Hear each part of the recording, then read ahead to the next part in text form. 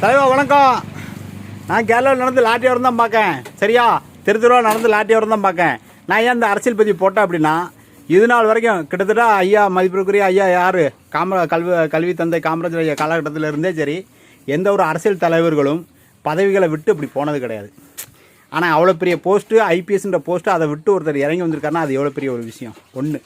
ரெண்டாவது என்ன அப்படின்னா, இது நாள் வரைக்கும் அரசியல் தலைவர்கள் யாருமே ஒரு பதவி கிடைச்சிட்டு அந்த பதவியை எப்படி தக்க வைக்கலாம், என்ன பண்ணலாம் அப்படி தான் பார்த்துருக்காங்க. ஆனால் நான் படிக்க போகிறேன்னு சொல்லிட்டு போராட போகிறேங்க, அதுக்கே ஹேண்ட்ஸ்அப்னா அண்ணாமலைனா ஹேண்ட்ஸ்அப்.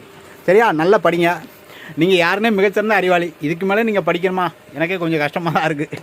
சரியா, ஐஏஎம்மில் படிக்கணும்னா சாதனைப்பட்ட ஒரு விஷயம் கிடையாது. ஐஏஎஸ் பாஸ் பண்ணுறது சாதனைப்பட்ட விஷயம் கிடையாது. இருக்க படிப்பில் பெரிய படிப்பு அப்படின்னா ரெண்டு படிப்பு தான்.